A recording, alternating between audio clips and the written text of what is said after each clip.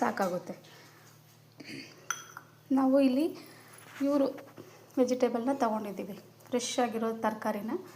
ಎಳೆ ಬೀನ್ಸು ಒಂದು 1/4 kg ಬೀನ್ಸನ್ನು ತೊಗೊಂಡಿದ್ದೀವಿ. ಒಂದು ದೊಡ್ಡ ಗಾತ್ರದ 2 ಆಲೂಗಡ್ಡೆ ಮತ್ತು 1 ಕ್ಯಾರೆಟು. ಇದು ಸೀಮೆ ಬದನೆಕಾಯಿ, ಯಾಕೆಂದರೆ ಬಿಸಿಬೇಳೆ ಬಾತಿಗೆ ಸ್ವಲ್ಪ ರುಚಿನ ಜಾಸ್ತಿ ಕೊಡುತ್ತೆ. ಹಾಗಾಗಿ 1 ಸೀಮೆ ಬದನೆಕಾಯಿನ ಈ ಥರ ದಪ್ಪದಾಗಿ ಹೆಚ್ಕೊಂಡಿದ್ದೀವಿ.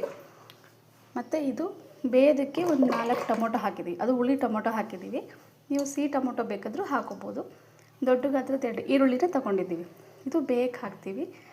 ಸೊ ಇದು ಕೂಡ ಬೆಳ್ಳುಳ್ಳಿ ಬೇಯೋದಕ್ಕೆ ಹಾಕಲಿಕ್ಕೆ ಇಷ್ಟು ಒಂದು ದೊಡ್ಡ ಗಾತ್ರದ ಬೆಳ್ಳುಳ್ಳಿನ ತೊಗೊಂಡಿದ್ದೀವಿ. ಸೊ ಈಗ ಇದಿಷ್ಟನ್ನು ನಾವು ಬೇಯಲಿಕ್ಕೆ ಹಾಕ್ತೀವಿ.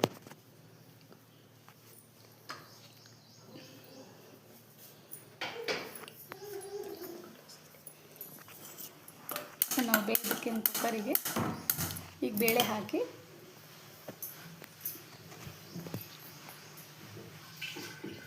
ಒಂದು 10 ಲೋಟ ನೀರು ಹಾಕಿದ್ದೀವಿ. 1 ಲೀಟ್ರಷ್ಟು ನೀರು, ಅಂದರೆ 10 ಲೋಟ, ನಮ್ಮನೆ ಲೋಟದಲ್ಲಿ 1 ಲೀಟ್ರ್ ನೀರು. 3 ಕಪ್ ಬೇಳೆಗೆ 1 ಲೀಟ್ರ್ ನೀರು ಹಾಕಿದ್ದೀವಿ. ಸೊ ಯಾಕಂದರೆ ತರಕಾರಿ ಎಲ್ಲ ಬೇಳೆ ಎಲ್ಲ ಚೆನ್ನಾಗಿ ಬೆಂದರೆ ಬಿಸಿಬೇಳೆಭಾತು ರುಚಿ ಜಾಸ್ತಿ ಕೊಡುತ್ತೆ. ಸೊ ಈಗ ನಮ್ಮಕ್ಕ ತರಕಾರಿಗಳನ್ನೆಲ್ಲ ಹಾಕ್ತಾಯಿದ್ದಾರೆ, ಯಾಕೆಂದರೆ ಅವ್ರ ಕೈಯಲ್ಲಿ ಬಿಸಿಬೇಳೆಭಾತು ತುಂಬಾ ರುಚಿಯಾಗಿರುತ್ತೆ. ನಮ್ಮನೆ ಸಂಡೇ ಸ್ಪೆಷಲ್ ಬಿಸಿಬೇಳೆಭಾತು. ಸೊ ಅದಕ್ಕೋಸ್ಕರ ನಾವು ಇವತ್ತು ಮಾಡಿಸ್ತಾಯಿದ್ದೀವಿ. ಈಗ ನಾವು 1 ಲೀಟ್ರಷ್ಟು ನೀರು ಹಾಕಿದ್ದೀವಿ. ನಿಮಗೇನು ಎಷ್ಟು ಬೇಕು ಕಮ್ಮಿ ಮಾಡಬೇಕು ಅಂದಾಗ ನೀವು ಕಮ್ಮಿ ಅರ್ಧ ಲೀಟರ್ ನೀರು ಹಾಕೊಂಡ್ರೆ ಸಾಕಾಗುತ್ತೆ. ಸೊ ಈಗ ಟೊಮೊಟೊ, ಈರುಳ್ಳಿ ಮತ್ತು ಅದ್ರ ಜೊತೆ ಸ್ವಲ್ಪ ಬೆಳ್ಳುಳ್ಳಿ ಬಿಡಿಸಿಟ್ಕೊಂಡಿದ್ವಲ್ಲ ಅದು ಕೂಡ ಹಾಕ್ತಾಯಿದ್ದೀವಿ.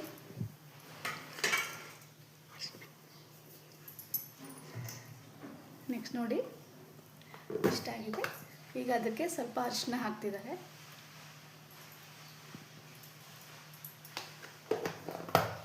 ಅರಿಶಿನ ಯಾಕೆ ಅಂದರೆ ಸ್ವಲ್ಪ ಬೇಳೆ ಬೇಯುವಾಗ ಕಲರ್ ಕೊಡುತ್ತೆ, ಚೆನ್ನಾಗಿ ಬರುತ್ತೆ. ಅದು ಬೇಯಲಿಕ್ಕೆ ಸ್ವಲ್ಪ ಉಪ್ಪು ಹಾಕ್ತಾಯಿದ್ದಾರೆ, ಯಾಕಂದರೆ ತರಕಾರಿಗೆಲ್ಲ ಸ್ವಲ್ಪ ಉಪ್ಪು ಹಾಕಿದಾಗ ರುಚಿ ಚೆನ್ನಾಗಿ ಕೊಡುತ್ತೆ ಅಂತ.